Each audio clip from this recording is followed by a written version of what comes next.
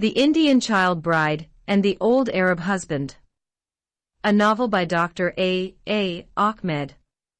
It has been written in English and translated into Arabic by the author Dr. Ahmed.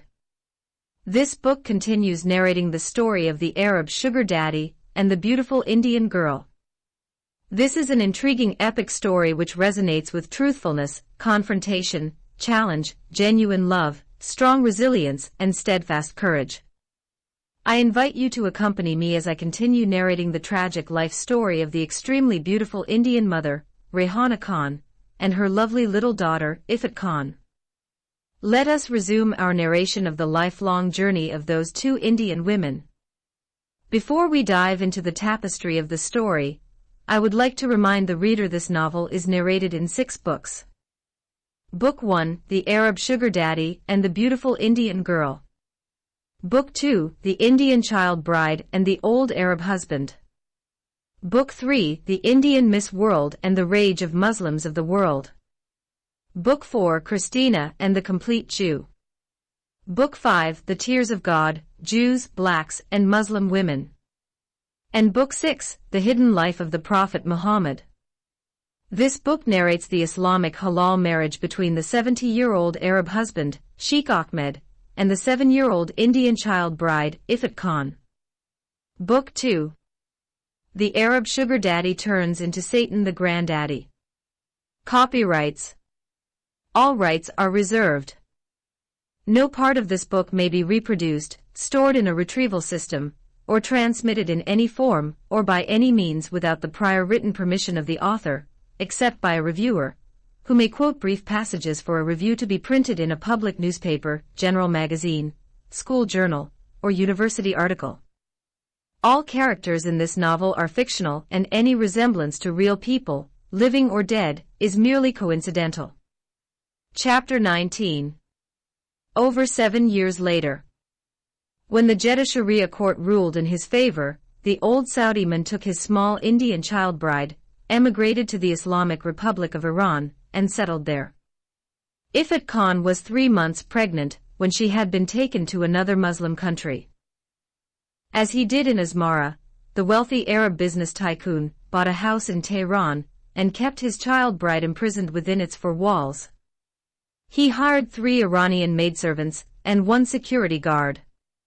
That security guard is an Afghani man, licensed to carry a rifle. He is a retired Taliban terrorist in his late 60s, but still a very tough and dangerous man. He has no qualms about shooting anyone who may break in and try to free the imprisoned child bride. He sleeps a few hours during the day and remains awake throughout the night. The 3 Iranian women serve Ifat Khan around the clock. They have a huge room, which they use as a dormitory to sleep in, and if any of them wants to visit her family, she gets only 1 day off each fortnight. The underage Indian wife is not allowed to do any work. Her only duty is to use the bathroom and take a bath. She is not permitted to step out of the house's boundary under any circumstances. If she falls sick, one of the Persian maids will call an Iranian nurse to treat her. If her illness is serious, an Iranian Muslim female doctor will be called in to diagnose her and treat her for her specific illness. Whatever may happen to her, she is not allowed to step foot outside of her highly guarded castle. Her situation is like Beauty and the Beast. She is the beautiful princess who has been imprisoned by the ugly monster in his fortified castle. When Ifat delivered her first baby, she was 12 years old. The old man called in an Iranian midwife for the delivery. The Muslim midwife found it difficult to guide the underage wife through normal delivery. She was afraid that the small girl might die. She also expected that the underage wife, due to her small body, might need a cesarean operation, and strongly advised the old Arab husband to send his small Indian wife to the hospital. He refused, saying that he would never allow any man to see the nakedness of his Muslim wife. The underage wife Ifat had almost died before the midwife managed to ease the baby out of her womb. Unfortunately, the infant baby girl died shortly after she was born. After that, the old man made his underage Indian wife use birth control pills to prevent his child bride from getting pregnant again. He is afraid that if she conceived again, she might die for sure. His main concern is to enjoy her beauty and sexy body that has warmed his heart so deeply and renewed his old age. Sheikh Ahmed has, by this time, totally neglected his other 3 Saudi wives and spent most of his time in Tehran with his lovely underage Indian child wife. Each one of his 3 Arab wives is uglier than the other. He began to do most of his business in Iran. He traveled once every 2 or 3 months to Saudi Arabia and spent a few weeks over there. Sometimes, he traveled to other Asian and Arab countries and did his business over there too. His business flourished in Iran, and he became quite wealthy. He spent a lot of money on his favorite child bride. He is treating his underage Indian wife Ifat the same way his Prophet Muhammad used to treat his child bride, Aisha. He bought her tens of dresses and adorned her with exquisite and expensive jewels that he bought on his many trips abroad. He went out of his usual way and built a swimming pool for her inside his huge mansion, and then he hired a young Iranian woman to teach Ifat to swim. Once his child wife had learned how to swim, the old man began to sit by the pool on an armchair and watch her swimming in her sexy bikini. He also purchased very costly jewelry, video games, and dolls for her. The old Arab man modified his former practice with her and began to allow her to watch Indian movies. When they were in Asmara, and when she was between the ages of 9 and 11, he used to force her to watch pornographic movies with him, and then force her to do to him what she saw in those dirty porn movies. He continued this practice with her in Tehran, but began to allow her to watch her Indian movies too. He bought a home theater system for her. Whatever she asked for, he bought for her. Whatever kind of food she wanted to eat, he provided. The only thing he refused to allow her to do was to go out of the house. Although he treats her like a queen, the Indian girl does not love the evil old geezer. She always felt great relief whenever he went away for a few weeks. She hates sex with him. Sex for her always means pain and torture. Therefore, the pedophile has made her hate sex with any man. She hates the nights because they always remind her of her first year with him in Asmara, when he first started to rape her. For 8 years onwards, the old man continually and repeatedly raped Ifat. She, bound by her circumstances, simply resigned herself to the fact that she was going to be under his control forever. He made her believe that her mother had died. He repeatedly in time and again told her that her mother was arrested and sentenced to death by the Sharia court in Jeddah City because she committed heinous crimes. Ifat never tried to run away from the old man. There was nowhere to go, she had no money and also no idea how to buy an air ticket to fly back to India, where she knows that she has small brothers and an old grandmother in Bombay. In any case, her Indian passport is locked inside a secured safe, and the keys are always with the old man. Ifat accepted her destiny, which she believed had been ordained by Allah in her life before the foundation of the world. Whatever little entertainment she is getting in the mansion of the terror of old man is enough for her. She loves to watch Indian movies because she understands Hindi. She speaks 3 languages, Urdu, Hindi, and Persian. She had learned Persian from her maidservants, who were living with her in the house. Though being bilingual, she can neither read nor write any of these languages. The old man did not provide her with tutors to teach her reading and writing. Education for females is not in his vocabulary or on his future agenda. He decided to keep her illiterate like his other dumb Arab wives. He is scared that education may make her well informed of the outside world and therefore she may run away from him. The imprisoned Indian wife Ifat Khan spent 7 years in Tehran imprisoned in the palace-like house of the old Saudi man. Her daily life varies little except when he travels to another country. Whenever he goes on his business trips or visits his other wives in Saudi Arabia, she will be completely free from his unpleasant presence. Whenever he is back home, he will ask her to massage his body. For the old geezer, she is a massage girl during the day and his female sex slave in bed at night. Sex with him is the worst thing for her. By this time, the crazy Qais has forgotten about his lovely Indian beloved Layla. If Rayhana miraculously escaped from her looming stoning sentence, or resurrected from her grave in Saudi Arabia, and came to his palace in Tehran, he would order his Afghani guard to shoot her and kill her. He concluded the so-called dirty professional prostitute had been stoned to death, and his mad love for her had been buried with her in her grave forever. He thanked Allah for rewarding him by giving him her little daughter Ifat as an everlasting underage child bride. He wishes that his child wife would remain his child bride forever. He believes that he loves her now more than he loved her bad mother who cheated on him and married 3 men at the same time. At least the little Ifat was a virgin when he married her, and did not have an open pussy like her dirty mother. That is how the notorious womanizer and the dirty pedophile Arab man had interpreted the sad events that happened to those 2 women, the mother who is unjustly imprisoned and condemned to be killed through stoning, and her kidnapped, raped, and detained daughter. During those 7 years in Iran, the old man had never spent more than 4 weeks far away from his underage Indian wife. However, his last overseas trip was prolonged beyond his usual schedule, until the Iranian maidservants began to complain to her about their monthly payments. The old man went on a business trip to Pakistan, and has not come back for many weeks. Ifat has no money, nor does she know where the old man is hiding his money. Whenever the old man returned from his abroad trips, it was he who used to pay the maidservants and the security guard their wages. So she told the Iranian women that she had no money to pay their dues. The maidservants asked her to contact his wives in Saudi Arabia to find out whether he was still alive or if he was dead. If he is still alive, ask them what is delaying his return.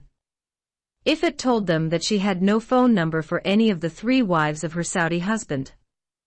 After 3 months had passed, the Iranian maidservants began to quarrel with Ifat. They have concluded that the old man is dead and buried by the Pakistanis. They asked Ifat to sell some of her gold and use the money to pay them for the 3 months that were due. They said that they want to go and seek other employment. Ifat feared that the angered Iranian women might gang against her and kill her, steal all her expensive jewelry, and run away. To avoid that situation, she agreed to sell some of her gold and pay their 3-month dues. The maidservants tried to convince the security guard to allow Ifat to go to the main market to sell some of her gold. The security guard refused to listen to them. He said that he would shoot any one of the 3 women if they tried to help the small wife Ifat go out of the house or run away. He is the only one, at this point, who remained loyal to his Arab master. After giving it some thought, Ifat settled the problem with the maidservants by giving each one of them some of her expensive clothes and a small piece of her costly ornaments. The 3 Iranian women took what the Indian wife gave them, quit their jobs, and disappeared from her mansion forever. Chapter 20. The imprisoned underage wife is back in her motherland. After her Iranian maidservants have deserted her, Ifat is forced to do everything by herself. She is not used to any kind of manual labor. Out of necessity, she began washing her clothes and cooking her meals. She struggled with her chores and worried about her dwindling store of food. She has no money and knows that the stalwart security guard is taking his job seriously. He will never allow her to go out of the house, even if she has to starve to death or die of serious illness. She is also under the impression that the old man has died. She tried many times to convince the security guard to allow her to go to the main market to sell some of her gold and buy groceries and other things, but he always refused. Finally, after 4 months passed, a letter arrived in the mailbox which had been sent to her. It is written in Arabic. When that mysterious letter arrived, she succeeded in convincing the security guard to allow her to find someone to read it for her and translate what was written in it. The security man told her that he was going to the main market to find an Arabic translator and bring him to her. He locked her up in her bedroom with a big padlock, then he kept the key in his pocket, went to the market, and bought a translator. He is an Iranian translator who can speak, read, and write in Arabic. Through the translator, the fourth Indian wife has come to know that the letter had been written and sent to her by the old monster himself. He stated that he is held up against his wishes in a jail in India. He claimed that he is falsely accused of kidnapping and raping an underage young Indian girl and being thrown inside a filthy prison in Bombay City. In his letter, the old Saudi man ordered his fourth wife Ifat Khan to come to India and appoint a good lawyer for him. He wanted her to sell some of her jewelry, purchase an air ticket, and come to Bombay as soon as possible. But then he strictly mentioned that she should not come alone. His good Afghani security guard who has faithfully served him for 7 years should come along with her, and she is to buy his air ticket too. The Arabic translator read the letter in front of the Afghani security guard, and after hearing the contents of the letter, the guard finally allowed the 7 years imprisoned wife to come out of her dungeon of gold. He accompanied her to the main market, concealing his loaded rifle in his robe. He forewarned her before he allowed her to step out of the house that if she tried to run away at any time, he would not hesitate to shoot her in the head and kill her in front of the people.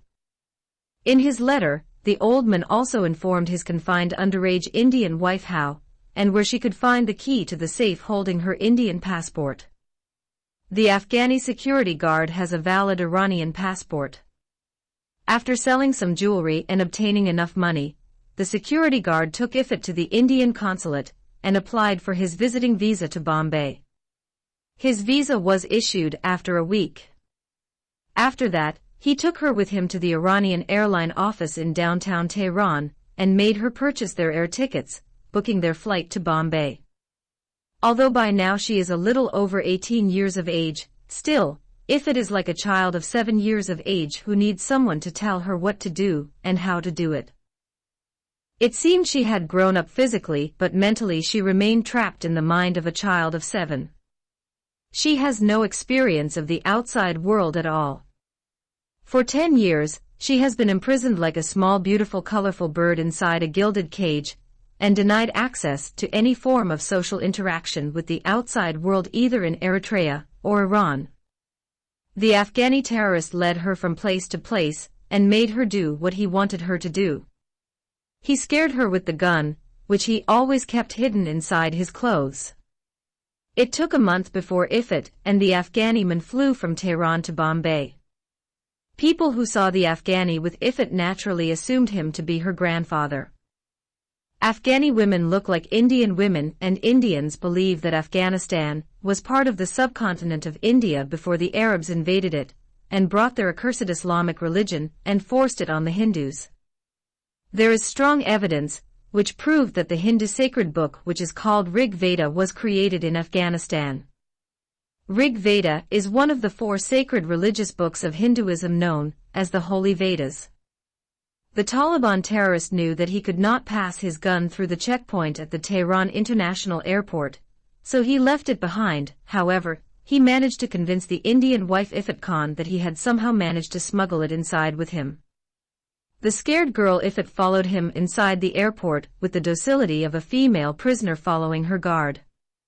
She would not even contemplate using the toilet without his express permission. When she told him she wanted to go to the lavatory, he allowed her to go, but he went with her, waiting outside the lavatory. Some of the flying crew and passengers noticed the behavior of the Afghani man and the beautiful teenage girl who was traveling with him, but they thought that as a fanatic Muslim man, the old man was simply protecting his granddaughter from being teased or harassed. Who would have guessed the truth? So they let them be without raising any flag of suspicion. None of them knew that the dangerous Afghani terrorist and his young Indian female captive, the product of 10 years of captivity, brutal rape, cruel beatings, and abduction. Upon arrival at the Mumbai Chhatrapati Shivaji International Airport, anti-terrorist police routinely went through every passenger manifest and found that one of the Iranian airline planes was carrying one Bismillah Ali Mujahid, a Taliban terrorist. The Bombay International Airport police did not identify him through his face or fake Iranian nationality and name. His Afghani passport carried the name Mustafa Shakir Hussain, but through his passport photo which matched a computer photo list, and his name has been tagged. His name was flagged many years ago. The Indian police took him to a checkup room and fingerprinted him. Computers matched his prints to Bismillah Ali Mujahid, an escapee terrorist. He has been arrested immediately, handed over to the anti-terrorist police, and transferred to a maximum security jail in Mumbai city. The International Airport Police Authority did not know that the beautiful teenage Indian girl Ifat Khan had come with him. She is, after all, an Indian with a valid passport, and he is an Iranian man, and there is nothing to indicate that she is related to him in any way. The Indian inexperienced wife Ifat does not know that her captor has been arrested until she asks some of the Indian passengers who came with her on the same plane. She is told that her grandfather has been placed under arrest by the Bombay International Airport Police. The passengers are surprised when they see Ifat simply turn her back and walk away. She does not want to be arrested by that dangerous terrorist man who filled her heart with dread and panic for so many years. When the beautiful teenage girl Ifat Khan comes out of the arrival area of Mumbai International Airport, she does not know what to do or where to go. Although she is free from her captor, she is still controlled by fear of the Saudi old man. She is scared that if she does not go to him at the jail and do what he wants her to do for him, he may send some of his dangerous men to search for her and kill her. For 10 years, he had frightened her and made her feel as if he was a ferocious beast, and she was helpless small prey in his claws. He had made her believe from the age of 7 that if she tried to run away from him, he would send some of his dangerous men to find her and slaughter her. So, heeding her instincts, she took a taxi and asked the driver to take her to Arthur Road Jail. The address of the men's jail in Mumbai was mentioned in the Arabic letter he had sent to her. This is the name and address of the Indian dirty dungeon where the fire-breathing dragon is at present and has been kept imprisoned under lock and key. This is the second time that the old geezer has been arrested and jailed in India. The first time was 10 years ago when he was held up in an alleged terrorist plot and was almost beaten to death by the dreadful Hindu police inspector Shankaracharya, who used to hate Muslims more than he hated Satan and all his demons.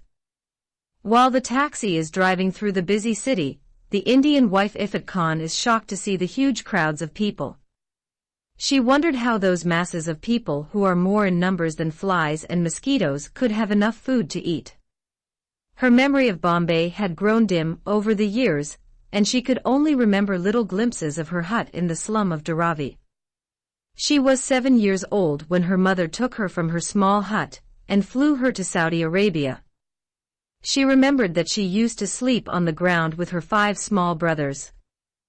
Her memory also recollected the little food she used to eat. She compared her poor and miserable life when she was a child and the rich and comfortable life she is living with the old man. Reflecting, she wished that she could have continued that miserable life in India. Asmara and Tehran, with all the trappings of wealth, held no attraction for her because of the tyranny of the evil old man who kidnapped, raped, and imprisoned her for 10 horrifying years in 2 mansions of terror.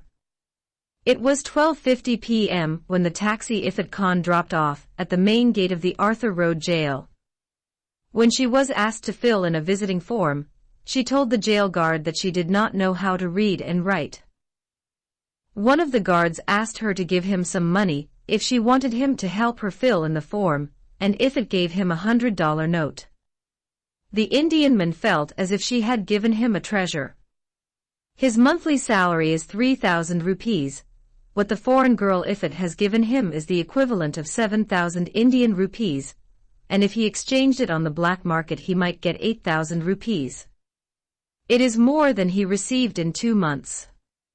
He asked her to come into his office and sit on a chair, and then he ordered a cold drink for the rich foreign girl. After she finished her drink, the guard asked her the questions in the form and filled them in for her. He conversed with her in Hindi, and from her he came to know that she was an 18-year-old Muslim girl who had just arrived today in Bombay from Tehran, Iran. Then the Hindu guard personally took the rich Muslim girl to a small room where she could meet the aged Arab detainee. Chapter 21. The Arab pedophile searches for a new child bride. Sheikh Faiz bin Ahmed had not returned to India for 10 years. After his bad experience with his former Indian driver and business client, the dangerous lunatic man, Muhammad Khan, the old Saudi man made an oath with Allah by placing his right hand on a copy of his holy Quran and swearing that he would never go again to the land of the Hindu idolaters and Muslim beggars. He kept this solemn oath for 10 years. However, his lust for practicing thigh and sexual intercourse with children inevitably drew him back. His evil heart still resonates with the joy of practicing thigh, and his old dick longing for similar experience of raping an underage girl like his child bride Ifat Khan. Someone in Tehran told him that there is a Muslim city in India called Hyderabad where there are Muslim marriage agencies. He was told those marriage agencies could supply him with a pretty little child bride as young as 8 or 9 years old. The pedophile relished the memory of how he thighed the 7-year-old child bride Ifat Khan at that age, and how he took her virginity at 9. After sleeping with her for 10 years, she is becoming an adult girl, and has lost much of her sex appeal as a small child bride. He wanted to start all over again with another fresh underage child bride. So he broke his oath with Allah and flew back to Hindustan. As is his habit with subterfuge, he lied to his fourth wife, and her Iranian maidservants, and the terrorist Afghani security guard, and instead told them that he was flying to Lahore city in Pakistan for an important business trip. But he flew from Tehran to Mumbai and ended up in Hyderabad city. Upon his arrival in the Islamic city, Hyderabad airport felt to the old Saudi man much like any poor African Muslim country, such as Eritrea, Sudan, or Somalia. Everybody is a Muslim and the city itself is named after the name of an ancient Muslim queen. The name Hyderabad reportedly had its origins in an affair between the Muslim king Muhammad Suli Kut Shah and a local Telugu Hindu courtesan named Bagmati. He named the city Bhagyanagar after her, and after she converted to Islam and took on the name of Hyder Mahal, he named the city Hyderabad. It is just like the Taj Mahal. The Taj Mahal is an ivory-white marble mausoleum on the right bank of the river Yamuna in the Indian city of Agra. It was commissioned in the year 1632 AD by the Mughal Emperor Shah Jahan to house the tomb of his favorite wife, Mumtaz Mahal. There are mosques on every street of the city more than the houses of Allah, the old Arab man had seen in his city of Jeddah. Even more than the mosques of Mecca and Medina combined. Every Muslim man has a dirty long beard, and every Muslim woman walking on the street is covered with a dusty black burqa. Their children are emaciated and appear to him like those thousands of little beggars he saw filling the streets and local train railway stations in Bombay. Everyone looks as if he has been buried in the ground and then exhumed. People are covered with dust and mud from head to toe. The pollution caused by cars, buses, and rickshaws could make a person suffocate to death. The streets are filthy, and the old buildings are dilapidated. There are no garbage containers, and the garbage is freely and thoughtlessly strewn everywhere. If a visitor does not vomit upon his arrival in that filthy Muslim city, he would never vomit again in his life even if he lived in a house full of decomposed dead carcasses of animals and human urines and feces. Children and animals urinate and defecate everywhere. It is the most filthy and bad-smelling city he ever visited in his life.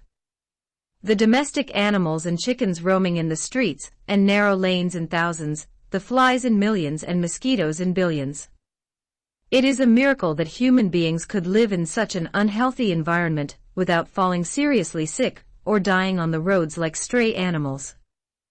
Therefore, the rich old geezer has regretted that he has come to that dirty Muslim city to further his pedophilic plans. He could not believe that in such a city he could find a little damsel that he would marry, and enjoy her young body for the rest of his life with her. He even doubted that anyone could find a healthy female among the decrepit women he is seeing walking on the streets, like skeletons that have been wrapped in black burial clothes. But since he is already here, the old man decided to see it through with the hope that he might find a young underage girl, whatever her health condition might be, and take her to Tehran, feed and nourish her to good health, and then start his predatory ways with her healthy body. With those devilish thoughts in mind, the evil old man spent a few hours resting in a nice hotel, then took a taxi and headed to one of the foremost marriage agencies in town, which he found in the phone book. The dalal, or the pimp, who is running the marriage agency is known as Farooq Khan. In Hindi and Urdu languages, the pimp is called dalal. In Arabic, the pimp is called Gode or Muaraz. The pimp Farooq Khan has a beard 1 meter long, that looks like an old dirty broom. He has the black mark of the Islamic prayer on his forehead, which resembles the mark of the beast, which is called 666. Most of the devout Muslims who regularly pray 5 times each day would have those marks due to the repeated touching of their prayer mats with their foreheads during prostration. It looks ugly, but Muslims love it and consider it proof of their devotion to Allah. In his left hand, the dalal is clutching a long prayer rosary, and in his right hand, a green copy of his Holy Quran from which he is reciting verses when the old Saudi man walks into the main office of his prestigious marriage agency.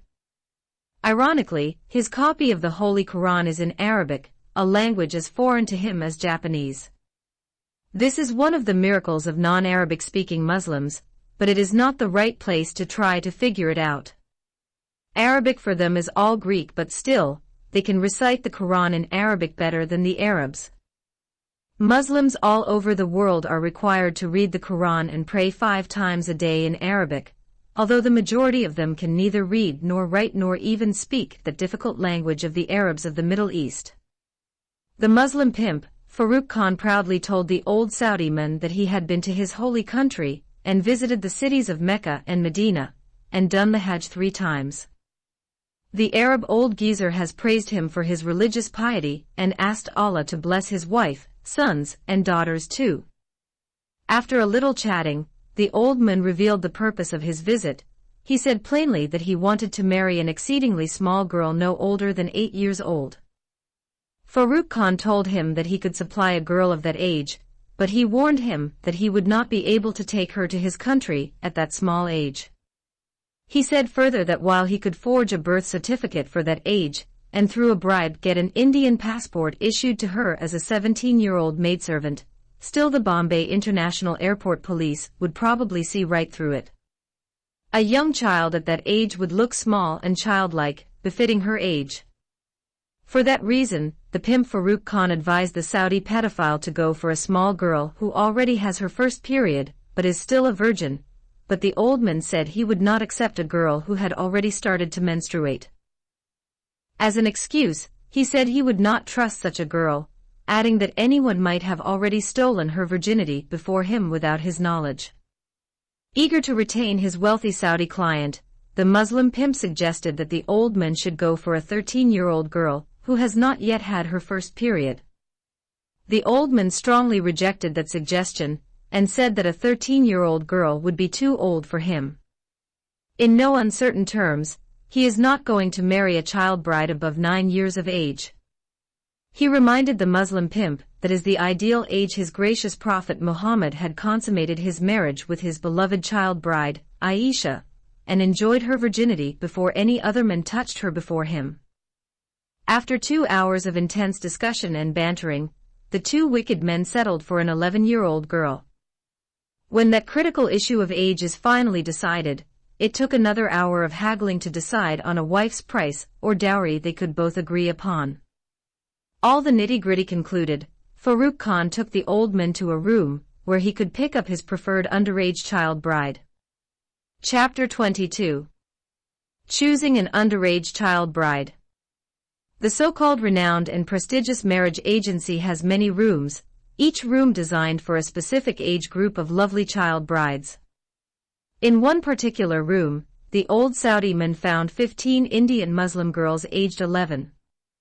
Those 15 little underage girls look like Barbie dolls dressed in burqas, but for the sake of the business, they have their faces uncovered. By the way, in some Muslim countries, Barbie dolls must by law have hijabs or niqabs. The pro-Sharia American Muslims are trying to push for the implementation of the same in the United States of America. The Saudi wealthy business tycoon demanded that all the 11-year-old girls should be stripped of their burqas so that he could make good his choice, and the pious pimp ordered all the little girls to come out of their Islamic ugly cocoons for the Saudi man so he can make his proper selection. The small girls removed their black burqas and stood like dolls in their Indian salwar kameez. The old man demanded further that he wanted each underage girl to remove her salwar kameez and remain in her bra and underwear only. Farooq Khan rejected that demand because it is haram in Islam for the man to see the awara or nakedness of a girl who is not his wife yet. However, when the rich old man insisted on his demand and threatened to cancel the deal and withdraw his money, the pimp agreed to the haram situation for the sake of the big cash he has received. Some of the little girls said they would not strip in front of each other. They said they could do so one at a time, and behind the modesty afforded by a curtain. The Muslim Indian pimp and the old Saudi man agreed to accommodate that moral demand. Then the dirty pedophile has been asked by the pious pimp to sit inside a small room much like a fitting room in a clothing store. After that, the 15 small girls are ordered by Mr. Farooq Khan to enter that fitting room one after another, strip off their salwar kameez, and stand half-naked in front of the old man. Then she can put their clothes back and come out. Each girl has been given a number, starting from girl number 1 to girl number 15. The old man has been told by Farooq Khan to write down the number of the girl that won his heart. The old man touched the body of each girl, as if he were buying a lamb from the sheep market. His hands wandered between their breasts and buttocks, and did not spare the faces and lips too. He managed to kiss and hug some of them, but some resisted and refused to allow him to do haram and fahisha with them before marriage. If any underage girl would have not resisted, the dirty old man would have raped her right there before marrying her. One child bitten his hand when he tried to insert it in her tiny pussy. Another child girl pushed him until he fell because he tried to sodomize her small ass through his exposed phallus. The wicked old man claimed to have made the wrong choices 3 times. So, each girl has been forced by the pimp to enter behind the curtain and strip off her clothes in front of the pedophile 3 times. Finally, girl number 13 is chosen to be the new underage child bride of the wealthy Saudi man Sheikh Faiz bin Ahmed. Her name is Amina Hyder Ali. As soon as he chose her, the old man took hold of her hand and began to walk her with him out of the fitting room, heading toward the door as if he bought a Jariya girl from the slave market at the time of the Prophet Muhammad. Farooq Khan stopped him and said to him he would not allow him to take her to his hotel unless the Islamic halal nikah contract is performed. He said further that he could not allow him to commit haram acts with the Muslim girl without marrying her. The old man said he had already paid her price, and by the agreement of the financial deal, she had become his right-hand possession or female sex slave. But the pious Indian dalal or pimp Mr. Farooq Khan said to the old geezer that he is running a marriage agency, and not a slave trade for selling Indian girls to Arab men. Unwillingly, the old man agreed to perform the Islamic halal nikah contract. After that, the so-called righteous Muslim pimp sent one of his boys to the lucky chosen girl's parents to carry the good news to them, and bring the father of the girl to sign the marriage contract of his daughter with her wealthy Saudi groom. In less than half an hour a man came with the messenger of the good news. The newly arrived man looks like he has not eaten food for many days and died, and was buried in the ground, and his corpse has been exhumed from his grave as a zombie. Shortly after him, the mazun or mullah of a nearby mosque is phoned and called in. The Mazun, who has a beard longer than that of the pimp, came with 2 adult male witnesses. Shortly after that, with the blessings of the father, the halal nikah contract between Sheikh Faiz bin Ahmed and Amina Hyder Ali was conducted according to the Sunnah of Allah and His beloved Prophet Muhammad. Then and only then has the old man been allowed to take his bride to his hotel. When the so-called halal marriage contract was conducted, the Indian child bride was 11, and her Arab groom was 80 years old. Before the newly wedded couple left the premises of that renowned Muslim marriage agency, the proprietor Farooq Khan took the aged groom aside and gave him a piece of good advice. He told him not to consume his nikah with the girl until they had safely reached his country. The word nikah in Sharia has various meanings. The most widely used means legal fornication with any number of female slaves, lawful adultery with 2, 3, or 4 women at the same time, legalized rape with underage children, and of course conventional marriage with 1 woman. But the old man thought that Farooq Khan wanted to trick him, therefore, he rejected the advice and determined in his heart to consummate his marriage with his child bride on the very same day he married her and stole her virginity. He did that before a young Muslim man could kidnap her and elope with her, or a wicked Hindu policeman separated her from him. He knew and understood that his new little underage child bride Amina Hyder Ali has already crossed the lawful prescribed age of 9 years for nikah according to the Islamic Sharia.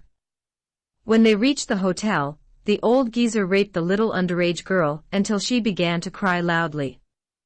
Since everyone in the hotel is a Muslim, and the hotel management has seen the marriage contract between the Muslim Arab man and the Muslim Indian girl, no one intervened or tried to save the girl from her rapist. From that day, the old man raped the 11-year-old girl and continued to rape her day and night until the marriage agency arranged her Indian passport. The old man already has a maidservant visa with him, so, 1 week from the day he came to the Muslim city, he took his new child bride to Hyderabad airport and headed to Tehran via Mumbai. Before she got married to the 80-year-old Saudi man, Amina was a virgin and had not yet had her menses. She was simply not ready in the slightest for sex. When the old man raped her on the day she was sold in marriage to him, she felt as if he was digging a hole inside her tiny vagina. She bled profusely and experienced unbearable pain. The old geezer used his money and bribed someone from the hotel, brought a corrupt Muslim female nurse, and treated the copiously bleeding private parts of his new child bride. He was scared if he took her to the hospital the Hindu doctors and nurses might get him in trouble with the secular Indian law. On the following day, she experienced more pain than the first day. The old man caused many serious abrasions and deep cuts in her private parts. The dirty old geezer had even tried anal sex with his new child bride, but he could not be able to penetrate her tiny anus. His large phallus is too big to go through such a tiny hole. But he continued to rape her in her tiny vagina. Therefore, the second rape gave her more pain than the first one. Every day, the pain increased, and her torture did not diminish. As is his evil plans all along, the old man continued to rape her day and night until her travel papers have been completed. The underage girl Amina wished for death before the old man could take her to his Arab country and continue causing her anguish and torture. When her parents came to say goodbye to her at the Hyderabad airport, she begged them to take her away from the old man. Her father shouted at her and told her that he would cut her throat if she said that again. Also, he told her not to tell anyone that the old man was her husband or try to run away from him. If anyone asked her, she should say he is her Saudi employer, and she is simply his Indian maidservant. Out of fear of her strict Muslim father, the little girl agreed to go with the old man to the airplane. Chapter 23. The arrest of an Arab pedophile inside Mumbai International Airport. If it is not for a steady supply of Viagra, the 80-year-old Saudi man would not have been able to rape his new underage child bride, Amina Hyder Ali. He is very advanced in age and lost all his sexual ability, which he used in the past to rape his former child bride, Ifat Khan. Moreover, this time he did not practice the thawing of children with his new bride, because she is already 11 years old, and past the minimum age for sexual intercourse required by the Islamic Sharia. Therefore, he began to rape her from day one. At any rate, inside the plane, Amina felt as if she was sitting beside a ravenous wolf. His old face and long beard reminded her of the story of Beauty and the Beast that her school female teacher narrated to her. She was sweating and trembling in fear from the Hyderabad airport until their plane landed at the Santa Cruz domestic airport in Mumbai. Then the newly wedded couple with other passengers who are in transit are transferred by a big bus from the domestic airport to the international airport. When they reach the departure hall, the abused underage child wife Amina Haider Ali understood that she was far enough from her dangerous Muslim father. Consequently, she began to cry and resist when the aged Arab man tried to pull her with him and walk her to the plane.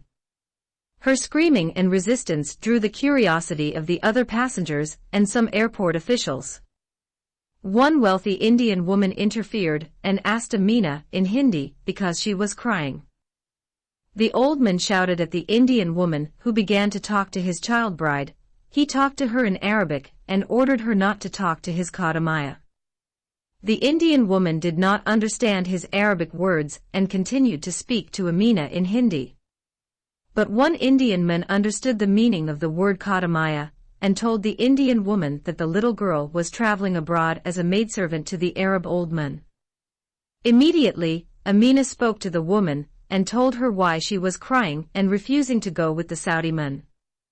She exposed the old man and said openly that she is not his Kadamaya, but his Muslim wife. The people who heard her words were shocked when they learned that the 80-year-old Arab man was the husband of the underage Indian girl. The Indian woman called the Mumbai International Airport police immediately, and the matter became an official complaint.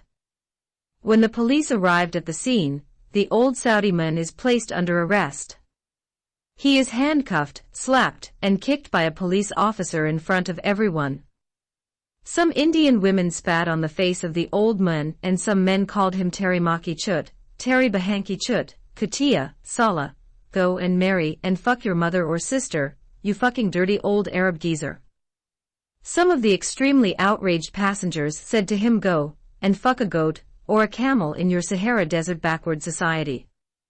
Some people pushed him and some pinched him, while some incredibly angry passengers even tried to kill him. So, the crowd would have killed the old man if it were not for the 6 tough police officers that surrounded him. After that, the notorious womanizer and child abuser dragged out of Mumbai International Airport and had been thrown into a police truck and hauled away like trash taken in a dump truck. The little girl Amina has been taken in a different police car and sent to the hospital for a rape test. The tests proved that Amina had been brutally raped by the old Saudi man, and the hospital sent the results to the police. When she is questioned at the hospital, Amina reveals her real age to the police. As a consequence of this disturbing news, the city of Mumbai is turned upside down when the midday newspapers publish the breaking news. The headline reads, an 80-year-old Saudi man weds an 11-year-old Hyderabadi Muslim girl. Citizens of Mumbai demonstrated in thousands, went to the police headquarters, and demanded that the old Saudi man be severely punished. The main leaders of the Hindu Shiv Sena political party stood behind the wave of popular support and mirrored the call for capital punishment to the wicked old Arab man. There are, however, a few Muslim organized marches and protests, which called for the immediate release of the Muslim old man and his Muslim wife. Their religious leaders said that the marriage of the Saudi Muslim man and the Indian Muslim girl was valid according to the Holy Quran and the Sunnah of their Prophet.